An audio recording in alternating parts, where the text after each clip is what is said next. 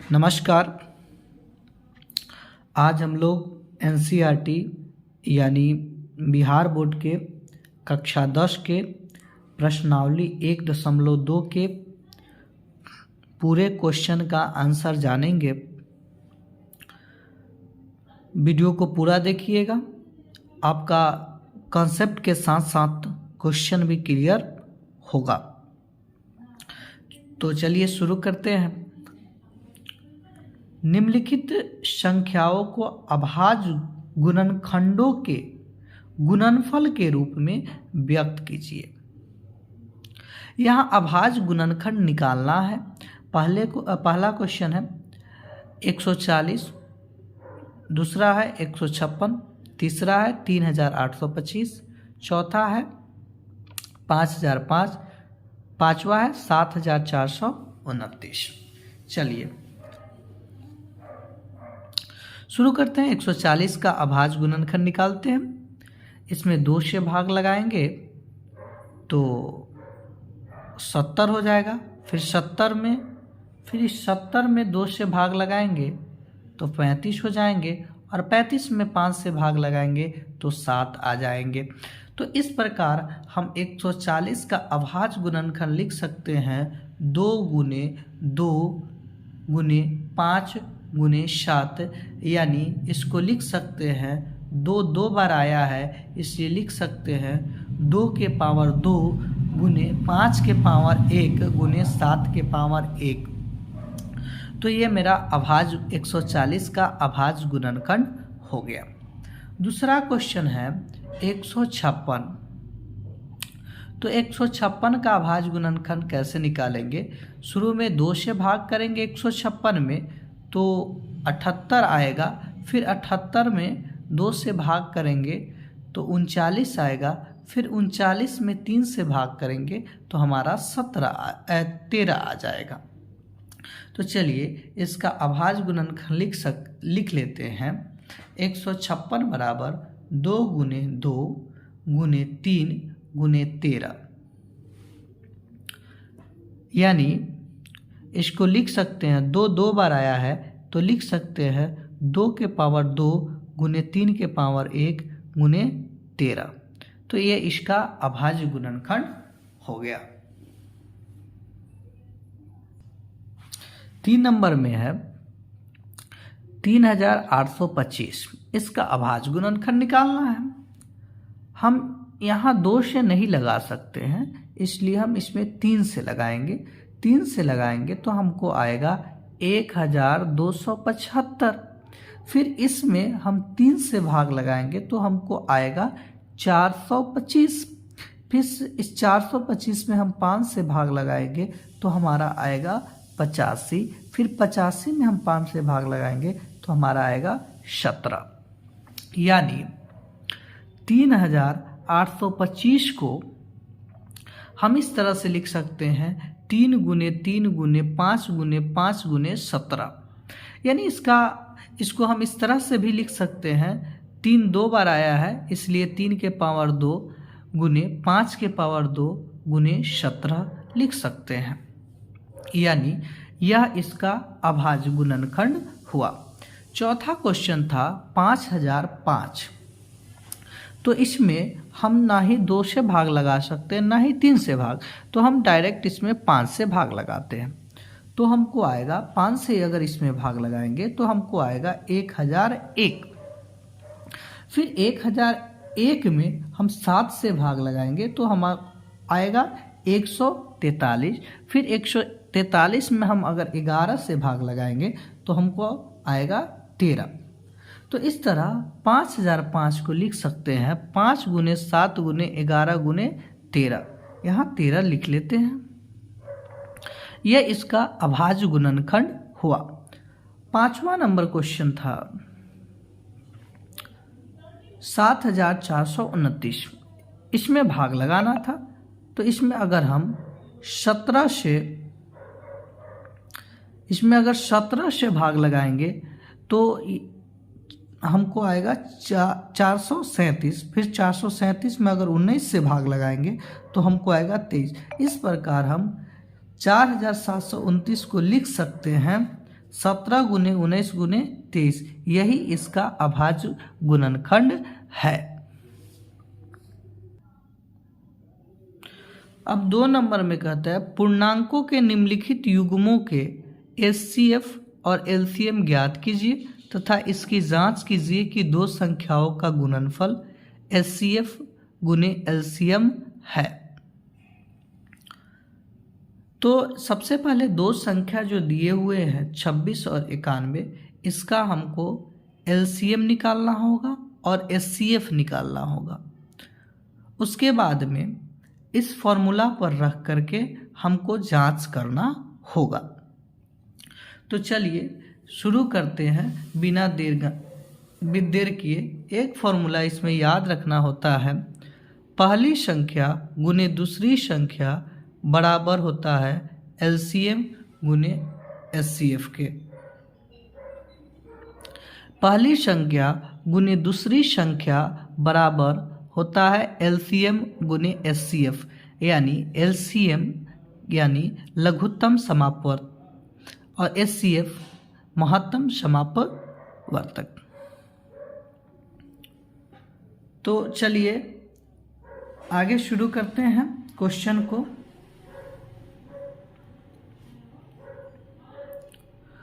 Question में सबसे पहले हम 26 और 91 का हम लसा और मसा निकाल लेते हैं। 26 और 91 का सबसे पहले हम लसा और मसा निकाल लेते हैं, उसके बाद में हम जांच करेंगे कि सही है या गलत।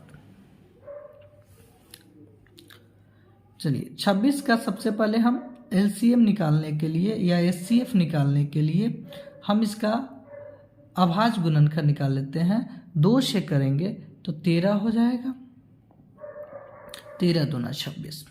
अब आगे नहीं कटने वाला है, 91 का निकाल लेते हैं।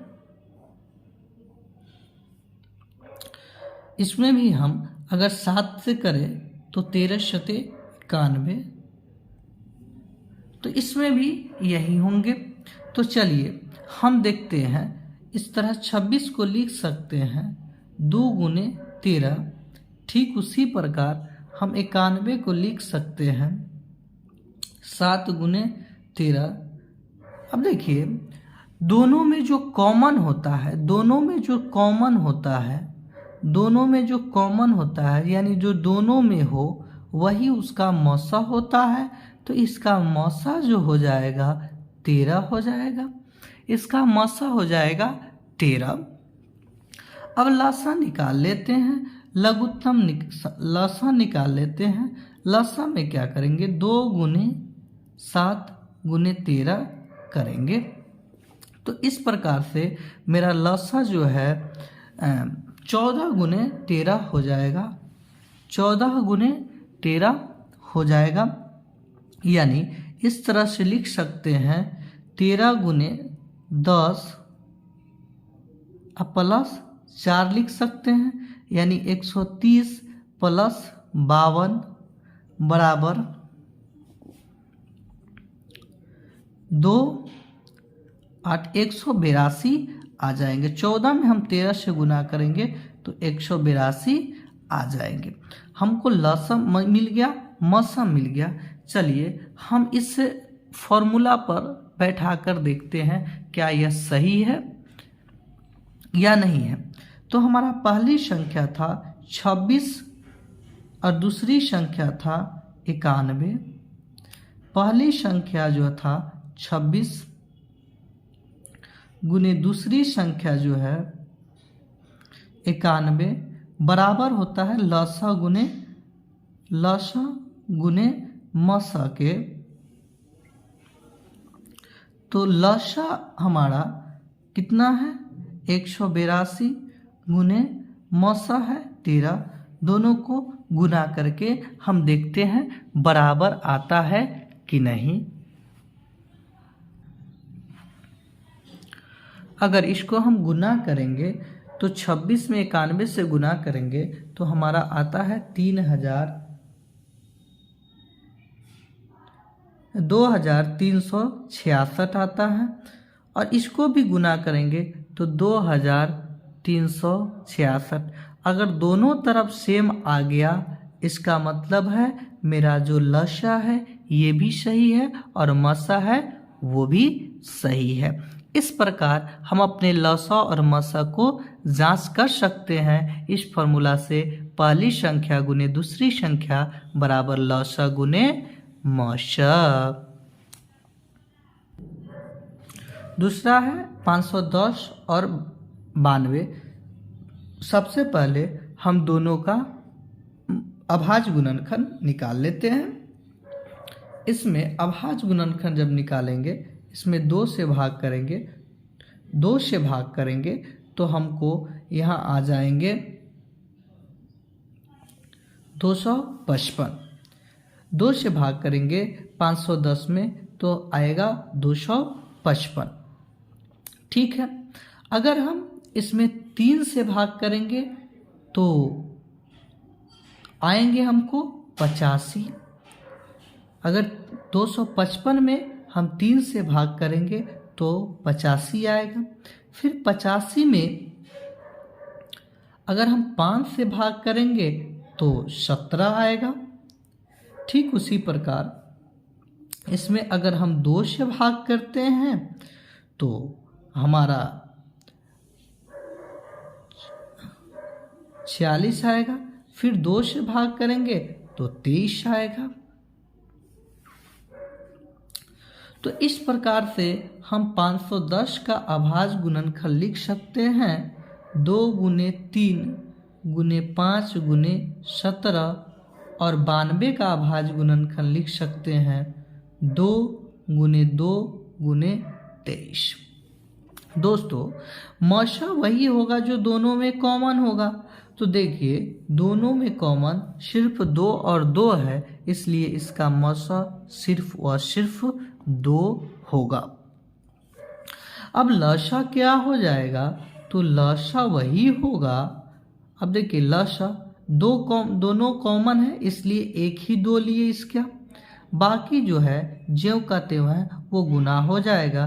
3 गुने 5 गुने 17 और गुने 2 गुने 23।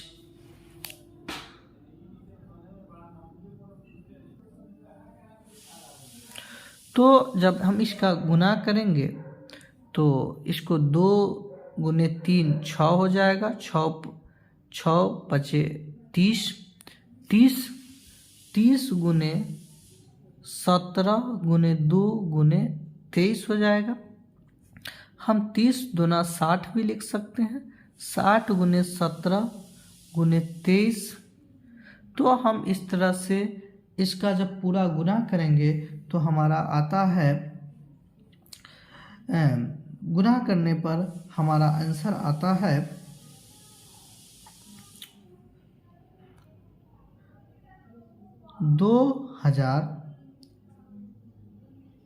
2300।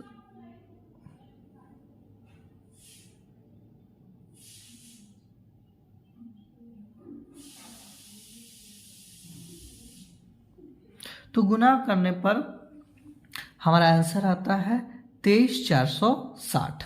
गुना करने पर हमारा आंसर आता है 23460, यानी लसा जो है इसका लघुत्तम है 23460 है। चलिए अब हम जांच कर लेते हैं क्या हमारा लघुत्तम और महत्तम सही है। तो देखिए हम जांच करने के लिए क्या करेंगे, पहली संख्या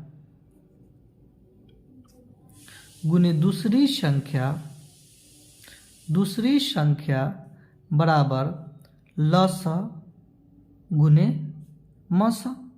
अगर दोनों बराबर हो जाता है तो हमारा लसा भी सही है और मसा भी सही है। चलिए 510 में हम 92 से गुना करते हैं और इधर लिखते हैं लसा का मान है 23460 गुने मसा 2। जब हम इसको गुना करेंगे तो हो जाएंगे 2, 6 दूना 12, 2 दूना 4, 4 दूना 8, 1 9 हो जाएगा। 3 दूना 6, 2 दूना 4। इधर गुना करके हम देख लेते हैं, हम इधर भी गुना करते हैं तो हमको आता है 46,920, यानी हमारा जो लघुत्तम और महत्तम दोनों सही है, यानी हमारा लसा और मसा, जो हम लसा और मसा निकाले हैं दोनों हमारा सही है। ठीक है, लसा और मसा दोनों हमारा सही है। चलिए अब तीसरा क्वेश्चन देखते हैं। यहाँ 336 और 54 दिया है। इसका सबसे पहले लसा निकाल लेंगे। लसा यानी एलसीएम और मसा यानी एचसीएफ निकाल लेंगे। लसा यानी एलसीएम, मसा यानी एचसीएफ, इसका निकाल लेंगे। सब इसके लिए हमको इसका अभाज्य गुणनखंड निकालना होगा। चलिए इसका अभाज्य गुणनखंड हम निकाल लेते हैं। 336 का अभाज्य गुणनखंड हम निकालते हैं। 336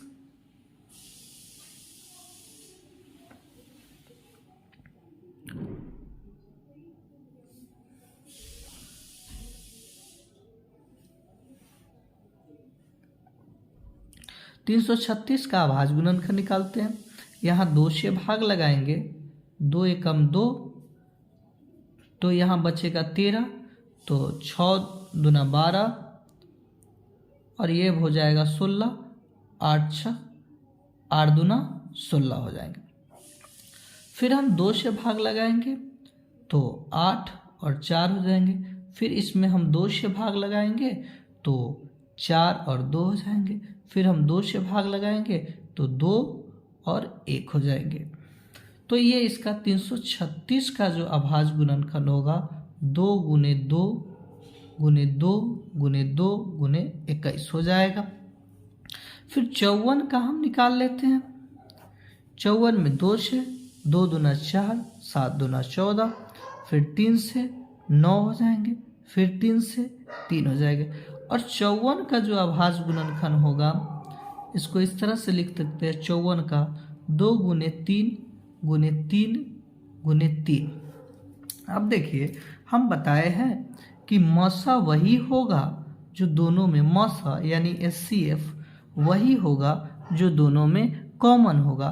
तो दोनों में कॉमन क्या है? दोनों में तो 2 ही तो एक कॉमन है, और क्या कॉमन है? और यहाँ और इस 21 को, और अगर इस 21 को हम आगे बढ़ाएं, अगर 3 से भाग करें तो यहाँ 21 में 7 हो जाएंगे। तो यहाँ पर 21 को हम 3 गुने 7 लिख सकते हैं। तो देखिए यहाँ 2 और 2 कॉमन है और यहाँ 3 भी कॉमन है। इसमें 2 कॉमन है, तो जो कॉमन होगा दोनों में वही तो मसा होता है। तो इसका मसा 2 गुने 3 यानी 6 हो जाएंगे। इसके मसा यानी एचसीएफ 6 हो गए। बाकी अब लसा निकाल लेते हैं। लसा क्या हो जाएंगे? जो कॉमन हो गया वो एक बार आएगा, और जो नहीं कॉमन हुआ वो जितना बार आया रहेगा उतना बार हो आएगा। जैसे 2 और 2 दोनों का कॉमन हो गया, इसलिए दोनों 2 के बदले में यहाँ लसा में एक ही 2 लिखेंगे। इसका काम खत्म। यहाँ 3 और 3 कॉमन हो गया, इसलिए 2 3 के लिए एक ही 3 लिखेंगे। इसका भी बात खत्म। और बाकी जितने भी बच गए सबको हम गुना करके लिख देंगे। 2 गुने 2 गुने 2 गुने 7 गुने 3 गुने 3। चलिए अब गुना कर लेते हैं। 2 तिया 6, 2 तिया 6, 6 दूना 12, 12 दूना 24, 24 दूना 48, 48 गुने 7 और गुने 3 तिया 9, 48 गुने 7 9 63 बराबर। आगे गुना करेंगे। इसको जब गुना करेंगे तो हमारे आएंगे 3024। तो हमारा एलसीएम यानी लौसा मतलब एलसीएम हमारा आ गया 3024। हम जानते हैं अब हमको जांच करना होगा कि हमारा जो लौसा है और मशा है वो सही है कि नहीं। तो इसके लिए हमारे पास एक फॉर्मूला है, पहली संख्या गुने दूसरी संख्या बराबर लौसा यानी एलसीएम गुने मौसा यानी एचसीएफ। अगर दोनों बराबर हो जाएंगे तो हमारा लौसा और मशा सही है। तो यहाँ गुना करेंगे 336 गुने 54 बराबर लौसा का मान है 3024 और गुने मौसा का मान है 6। अगर दोनों बराबर हो जाते हैं देन हमारा लौसा और मशा दोनों सही है। 6 चौका 24 हो जाएगा, 6 दूना 12 दो 14 और 6 3 18। और अब हम इधर गुना करके देख ले। हम इसको दोनों को गुना करेंगे, इस दोनों को गुना करेंगे तो भी हमारा क्या आता है 18 1 44 आता है। यानी दोनों साइड हमारा जो है इक्वल आ गया, यानी मेरा जो लौसा भी सही है और मौसा भी सही है। इस तरह से आप निकाल करके अपने आंसर को देख सकते हैं। चलिए अब हम 3 नंबर देखेंगे। 3 नंबर में कहता है 3 नंबर अभाज्य गुणनखंड विधि द्वारा निम्नलिखित पूर्णांकों के एचसीएफ और एलसीएम ज्ञात कीजिए। इसमें 3 संख्या है 12 15 21। इसमें भी देखिएगा 3 संख्या है 17 23 29। इसमें भी 3 संख्या 8 9 और 25। चलिए इसका हम अब निकाल लेते हैं।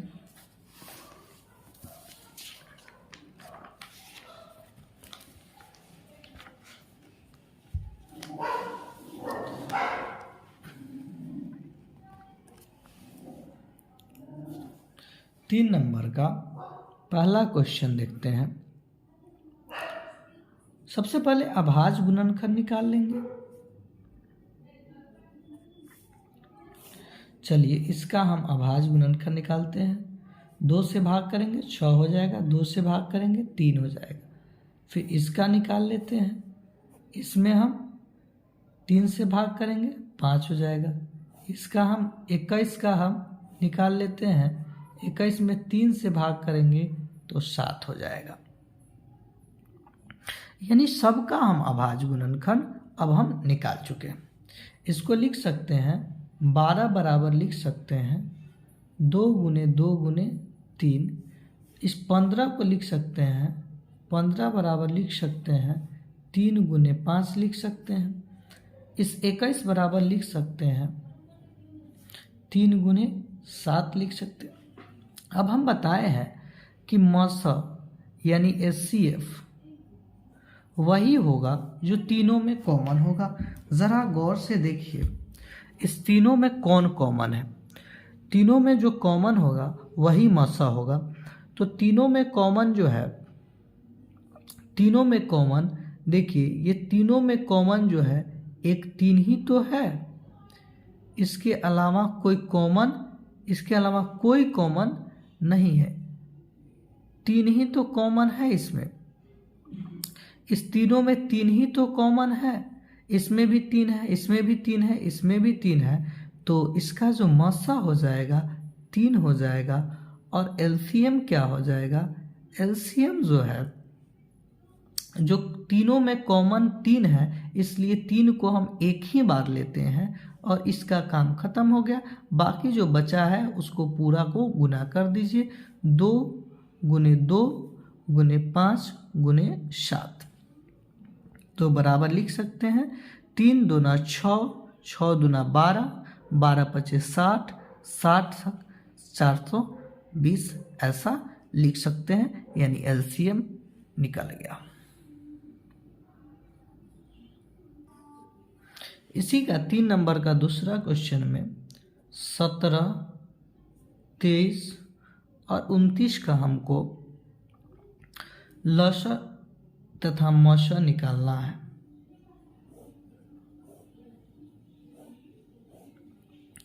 चलिए यहाँ देखिएगा 17 भी है, 23 भी है और 29 भी है।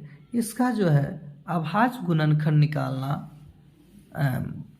इसका अभाज्य गुणनखंड हम नहीं निकाल सकते हैं। यानी कैसे लिख सकते हैं कि 17, 23 और 19 को हम 17 को सिर्फ हम लिख सकते हैं 1 गुने 17। हम 23 को लिख सकते हैं 1 गुने 23। हम 29 को लिख सकते हैं 29 को लिख सकते हैं 1 गुने 29। यानी तीनों में मात्र एक ही कॉमन है, इसलिए इसका मस यानी HCF 1 हो जाएगा। और इसका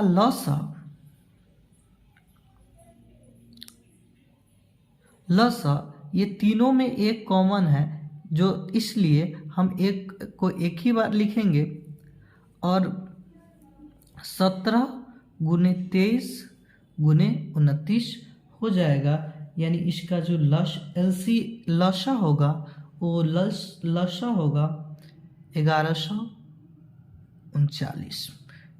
लसा जो होगा 1139 होगा। इसी का 3 नंबर क्वेश्चन है 8, 9 और 25 का हमको HCF तथा LCM निकालना है। HCF मतलब मस और LCM का मतलब होता है लसा। तो चलिए 8 का और 9 का और 25 का निकालना है। सबसे पहले हम अभाज्य गुणनखंड सबका निकाल लेते हैं। 8 का 2 से करेंगे तो 4 होगा, 2 से करेंगे तो 2 होगा। 9 का 3 से करेंगे तो 3 होगा। 25 में 5 से लगाएंगे तो 5 होगा। यानी 8 का अभाज्य गुणनखंड हम 2 गुने 2 गुने 2 लिख सकते हैं। 9 का अभाज्य गुणनखंड 3 गुने 3 लिख सकते हैं। 25 का अभाज्य गुणनखंड 5 गुने 5 लिख सकते हैं। लेकिन गौर कीजिए, इसमें कोई कॉमन है, कोई कॉमन नहीं है। कोई कॉमन नहीं है तो मान लेंगे कि यहाँ तो 1 मान सकते हैं हर जगह। कोई कॉमन नहीं है तो 1 तो मान सकते हैं। तो इस प्रकार से इसमें हम मान सकते हैं कि सब में कॉमन 1 है। तो यहाँ जो है HCF यानी मस हमारा हो जाएगा 1। और लसा जो है बाकी जो संख्या बच गया है उसको गुना कर देंगे तो हो जाएगा 2 गुने 2 गुने 2 गुने 3 गुने 3 और गुने 5 गुने 5। तो इसको गुना करेंगे तो हो जाएगा 2 दूना 4 दूना 8, 8 3 24, 24 गुने 3 गुने 25। तो इस तरह से गुना करेंगे तो 1800 इसका आंसर आ जाएगा। तो ये 3 नंबर खत्म होता है। चलिए अब आगे हम 4 नंबर क्वेश्चन देखते हैं। 4 नंबर कहता है यदि इसका HCF 306,657 का 9 दिया हो तो LCM इसी संख्या का ज्ञात किए। दोस्तों 4 नंबर क्वेश्चन में कहता है कि 4 नंबर क्वेश्चन को देखिए, यानी HCF 306,657 का 9 दिया हुआ है। यानी कहने का मतलब 306 और 657 का HCF जो है 9 दिया हुआ है। यानी कहने का मतलब इसमें ये भी दे दिया है कि पहली संख्या जो है हमको 306 है, दूसरी संख्या जो है हमारा 657 है और HCF भी इसका दे दिया है। HCF यानी मौसा भी दे दिया है 9 है। तो LCM इसी का निकालने के लिए तो पूछ रहा है। इसको देखिए, यही तो पूछ रहा है। LCM 306 और 657 का ज्ञात कीजिए। तो हम तो जानते हैं, हमारे पास फॉर्मूला है कि पहली संख्या गुने दूसरी संख्या बराबर LCM गुने SCF। पहली संख्या 306 दिया हुआ है गुने दूसरी संख्या 657 दिया हुआ है। LCM का मान हमको नहीं दिया हुआ है, LCM निकालना है। SCF का मान तो 9 दे दिया है। इसको हम लिख सकते हैं 657, ये गुना में है, इधर आएगा तो भाग में हो जाएगा, बराबर LCM। कटने वाला है तो हम इसको कटने वाला है तो हम इधर काट भी सकते हैं, इसको 9 से काट सकते हैं। 9 सते 63, तो 7 और 27 बने 9 30 27, 73 बार में हम इसको काट भी सकते हैं। आगे जब हम इसको गुना करेंगे तो आएगा हमारा 22,338, यानी LCM का मान जो हो गया 22,338।